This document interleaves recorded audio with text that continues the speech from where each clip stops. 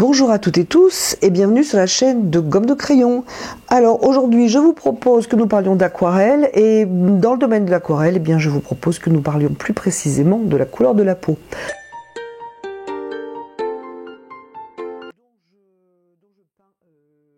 En général, je peux tout à fait changer, mais disons que si j'avais une proposition à faire, ce serait celle qui va suivre.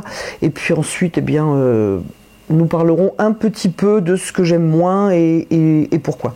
Alors j'ai dessiné quelques visages, vraiment ébauchés. Ce ne sont pas du tout des œuvres d'art, mais c'est pour un petit peu agrémenter la petite démonstration que je vous propose. Ça sera un petit peu plus agréable. Alors, moi, j'aime bien donc travailler des couleurs transparentes. Alors, je trouve que c'est encore plus important pour les visages, de manière à ne pas avoir un teint plombé et donc une aquarelle plombée. Alors, sur le côté, je vais vous montrer. Donc, ici, j'ai mes couleurs complémentaires. Donc, cobalt, garance rose et auréoline. Je vais déjà vous montrer qu'en mélangeant l'auréoline avec le garance rose, en dosant plus ou moins par exemple, on a déjà, je vais prendre peut-être un papier à part quand même, on a déjà une couleur de peau dans laquelle on peut ajouter un petit peu de garance pour la rendre plus rosée, ou au contraire un petit peu plus d'auréoline pour la rendre moins rosée. Donc ça c'est une base. Alors par exemple si je peins ce visage, alors j'ai fait ça sur cette petite démonstration sur un bloc Canson et en plus je peins à l'envers des feuilles. Voyez-vous comme j'économise le papier. Donc je vais faire une base. Donc je fais simple pour cette petite démonstration. Je ne vais pas jouer avec plein de couleurs, du moins je vais tenter de rester simple. Donc je pose cette base de couleurs sur mon visage. Je pense que vous serez d'accord avec moi. Cela fait tout de même une couleur de peau assez réaliste si on veut rester dans le réel. Alors n'hésitez pas à me dire ce que vous en pensez. Donc voilà, simplement avec ma base auréoline garance rose. Voilà donc ce que j'obtiens. Je peux dans le mouillé, en imaginant que la lumière vienne par exemple de gauche. Je peux dans le mouillé enlever un petit peu de couleur pour retrouver non pas le blanc du papier mais un peu plus de clarté de ce côté. Je peux ajouter un petit peu de garance pure ou mélanger dans ma base. Par exemple au niveau des joues, c'est un exemple. Au niveau des joues, je peux travailler cette nouvelle couleur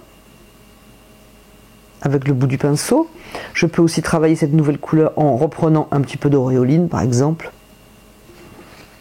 Bon là j'y vais un peu lourdement pour que quand même cela se voit, mais c'est un petit peu l'idée. Je peux reprendre pour ma joue de gauche qui va bien entendu se trouver sur la même ligne. D'ailleurs, si vous intéresse que je vous parle et que nous parlions ensemble de construction du visage, écoutez, dites-le moi. Je pourrais faire un petit quelque chose là-dessus. Et vous verrez que ça ne ressemble pas du tout à la construction d'un visage fait avec le carreau. Les carreaux, la technique du carreau que je n'aime pas du tout. Bref, si ça vous intéresse, je vous propose que nous en parlions. Donc je reviens à ma couleur de peau. Donc je place la joue à peu près au même endroit. Alors la couleur ne pénètre pas vraiment dans le papier, d'abord parce que je suis à l'envers et en plus parce que c'est un bloc quand même de très bon papier pour les exercices, mais moins pour faire un travail d'aquarelle plus abouti. Donc je peux toujours, rien qu'avec je suis uniquement avec l'auréoline et le garance rose. Je n'ai pas été chercher bien loin.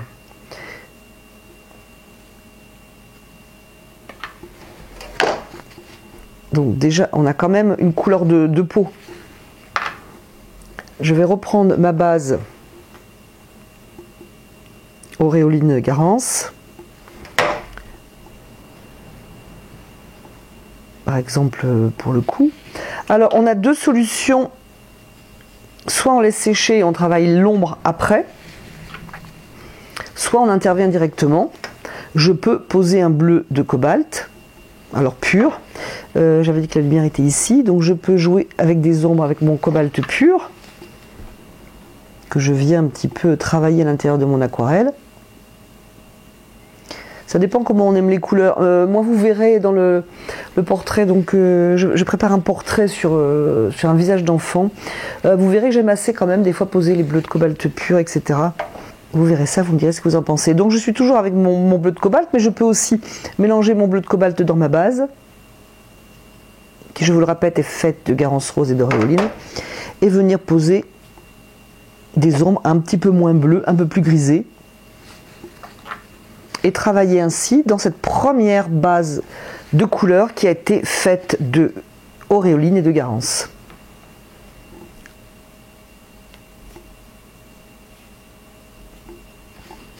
Alors en haut, la partie du visage, comme j'ai passé l'aquarelle en premier, c'est un petit peu séché.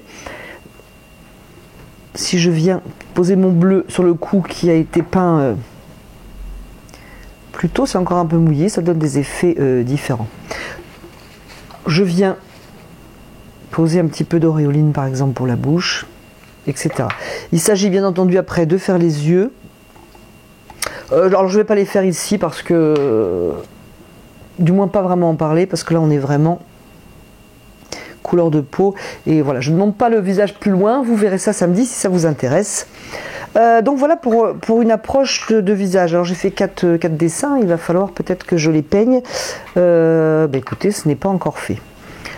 Alors on pourrait aussi, je vais prendre par exemple ce visage, poser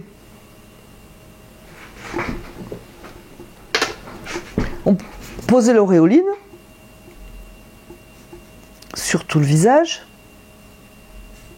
Peut-être laisser des parties claires, comme par exemple bien sûr le blanc de l'œil.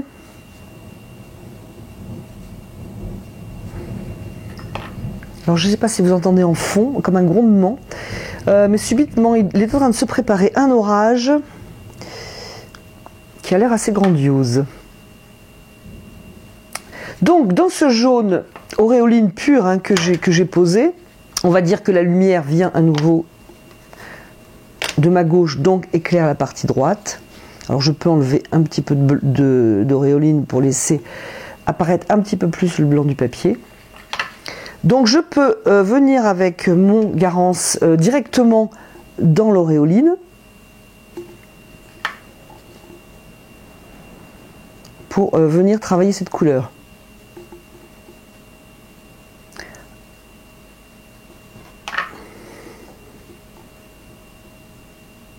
Les couleurs vont se mélanger, bien entendu.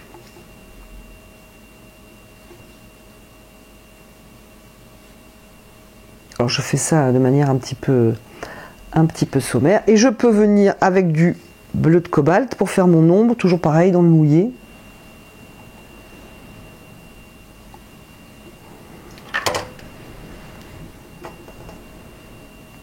Et revenir aussi par exemple avec du Garance, du jaune, tout ça dans le mouillé.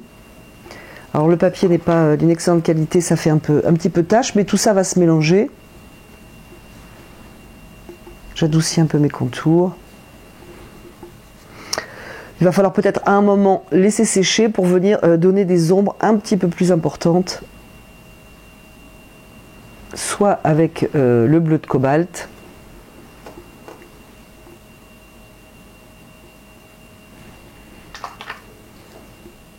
soit en mélangeant auréoline, Garance et bleu de cobalt. En dosant à votre goût. Pour que ça apparaisse beaucoup plus foncé, il va falloir tout de même, donc comme je vous le disais, laisser sécher. Alors je viens arranger avec mon pinceau, légèrement propre et légèrement essuyé, pour un petit peu arranger tout ça. Mais je suis quand même restée dans les couleurs comme ici, comme sur la première démonstration.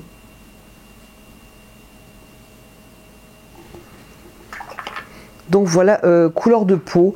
Ce que l'on peut faire aussi, et je vais peut-être pas le faire entièrement parce que vous allez comprendre l'idée, c'est la manière d'ici, poser un jaune auréoline.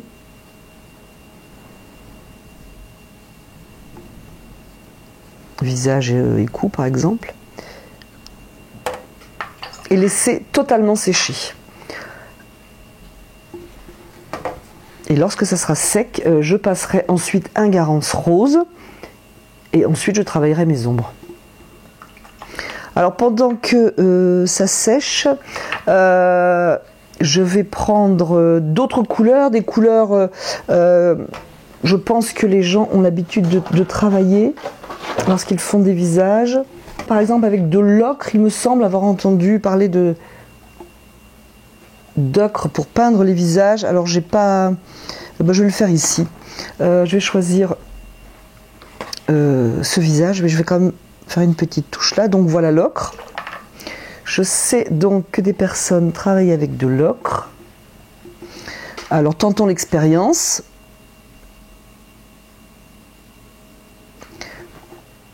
La couleur, il faut le dire, fait, bon, peut-être un peu jaune, mais quand même, on pourrait s'approcher de la couleur de la peau, par exemple, en le diluant un petit peu plus,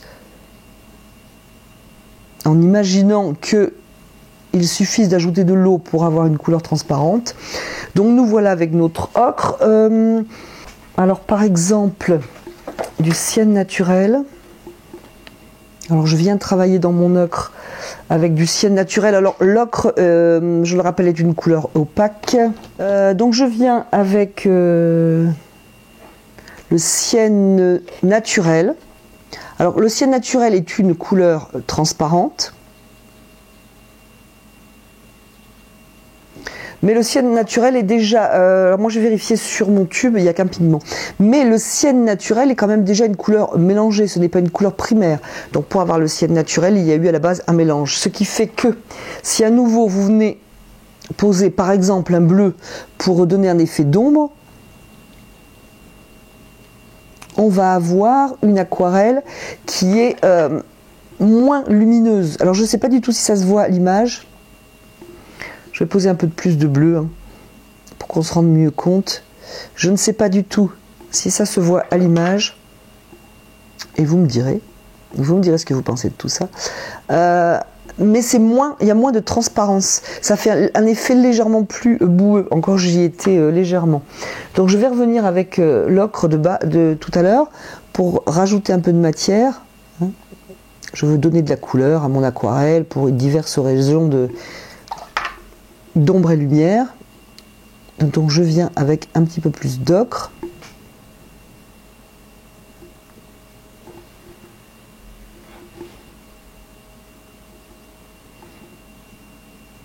Alors oui, j'ai quelque chose effectivement de coloré, mais j'ai plombé mon aquarelle. Alors j'espère que vous comprenez lorsque je dis que j'ai plombé mon aquarelle.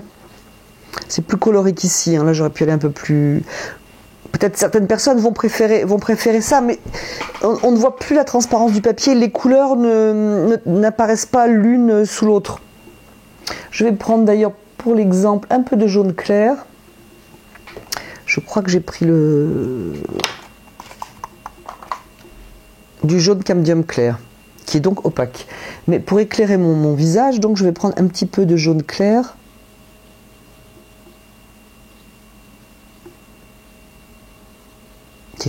Qui est une couleur claire, donc qui peut donner l'impression qu'on va éclaircir son visage et lui donner de la lumière. Et en fait, on est encore avec une couleur opaque. Et donc, je ne sais pas si vous voyez la différence. Alors, quand je dis... c'est un petit peu difficile à expliquer, certainement, même à l'image, ça ne se voit pas vraiment. Là, je suis restée très douce en plus sur les couleurs. Vous verrez mieux, je pense, ce dont je parle dans le tuto qui va suivre, donc samedi, sur peindre le visage d'un enfant. Où bien sûr, je suis montée plus en couleur. On peut jouer avec les couleurs, on peut rajouter. Si par exemple, je pose ici du bleu de cobalt, les couleurs qui sont dessous ne joue pas avec mon bleu de cobalt. Ce qui n'est pas le cas ici. Si j'étire la couleur... bon, ici c'est mouillé, ici c'est sec. Mais si j'étire ma couleur sur la partie claire,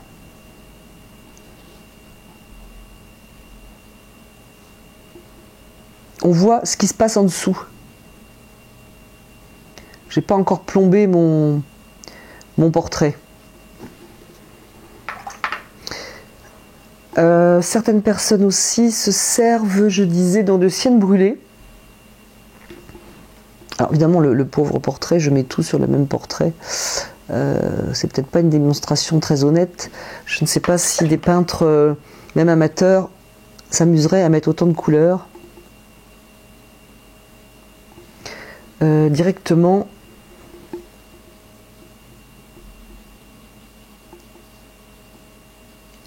Parce qu'évidemment, lorsque l'on fait un portrait, on joue avec ce qui est ombre et ce qui est lumière. Parce que c'est ce qui va donner du volume au visage. Donc voilà ma démonstration avec des couleurs opaques et en plus tertiaires qui, à mon sens, ne sont pas très intéressantes et qui vont vite bloquer le portrait. Et je n'ai plus de place pour jouer avec les couleurs. J'espère que je m'explique bien ainsi. Je vais reprendre, si vous le voulez bien, revenir à ce portrait pour lui passer un lavis supplémentaire Garance Rose. Alors je peux le passer partout sans m'embêter. Allez, hop, je suis fatiguée, je n'ai pas envie de me casser la tête, donc je vais le passer partout. Bouche, cou, etc., etc. Vous voyez comme moi qu'il y a déjà une couleur de peau qui est en train de se faire. Et je peux par contre venir enlever du Garance Rose pour jouer avec une lumière, en estimant à nouveau que la lumière vient de gauche. Je peux très bien faire revenir de la lumière en enlevant du Garance à certains endroits. Je peux aussi rajouter du Garance à certains endroits de mon visage. Donc, je suis peut-être un petit peu trop rouge quand même. Mais si j'estime que je suis trop rouge, je peux aussi venir mettre un petit peu à nouveau d'auréoline pour essayer d'avoir une couleur un petit peu plus acceptable. Ainsi que la joue à gauche. Je vais mettre du Garance Rose. Voilà, donc lorsque le Garance Rose qui a été peint sur l'auréoline sec, lorsque le Garance Rose est sec, on peut venir passer un jus de bleu de cobalt, par exemple aux ombres.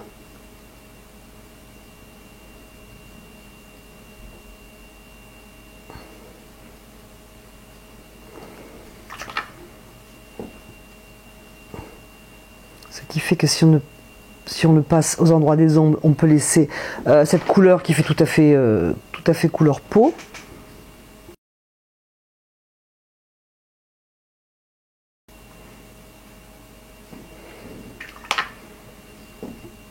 On peut passer un jus donc bleu de cobalt, simplement, c'est vraiment uniquement du bleu de cobalt. Sur les endroits qu'on estime à l'ombre.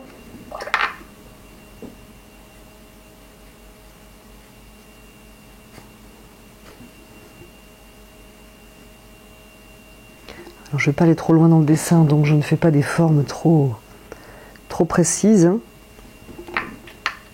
Lorsque l'on indique comme ça les ombres et lumières, peu à peu la forme du visage, la forme des yeux se dessine. Alors, je vous rappelle que c'est un papier tout à fait ordinaire, donc une ombre que laisse la paupière, une ombre que laisse la lèvre supérieure sur la lèvre inférieure. Par exemple avec le bleu de cobalt. Je peux revenir à nouveau avec le bleu de cobalt si je veux creuser une ombre encore.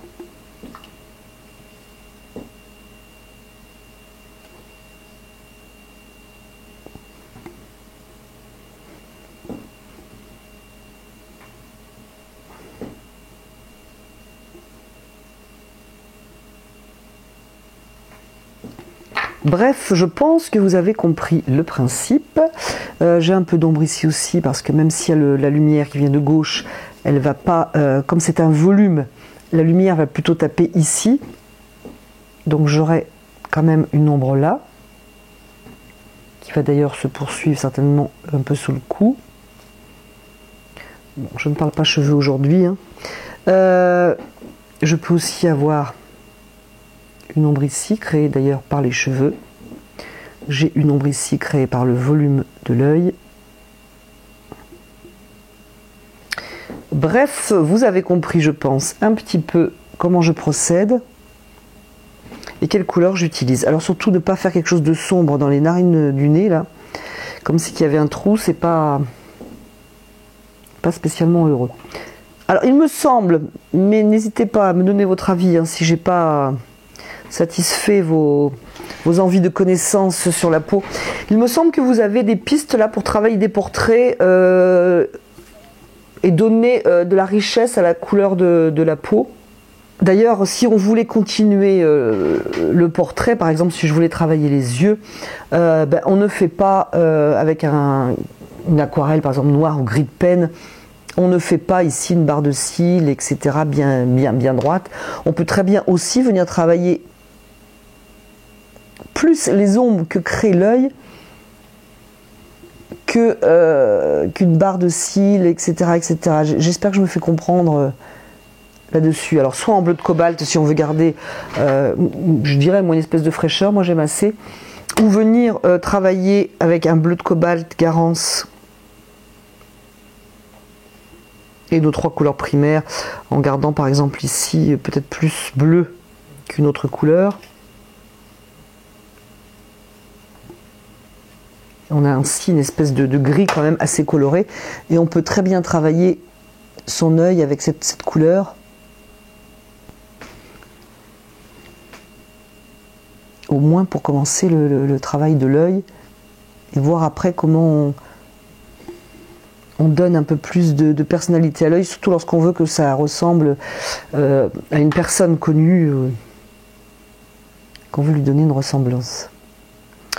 Est-ce que j'ai fait le tour du sujet de la couleur de la peau? Écoutez, non, on pourrait en parler pendant des heures. C'était juste pour donner un petit peu un minimum de base, en fait, de mes bases à moi pour faire la couleur de la peau et lui garder la transparence et pouvoir monter tout doucement un portrait. Et bien, je vous propose une suite pour samedi prochain, puisque je vais illustrer ce blabla avec avec un portrait d'enfant. Tout ce que je peux dire en conclusion, c'est que je vous conseille d'éviter des couleurs qui vont vous enfermer et puis vous aurez peut-être du mal à en sortir, comme les gris de pen, les noirs aussi peut-être, les ocres bien entendu. Évitez les ocres parce que c'est justement une couleur opaque. Et bien écoutez, j'espère que ce petit sujet vous aura intéressé. Je vous remercie de l'avoir regardé, de l'avoir écouté, et je vous dis à bientôt, et notamment à samedi pour cette vidéo portrait d'un enfant, et je vous dis globalement à bientôt sur la chaîne de Gomme de Crayon.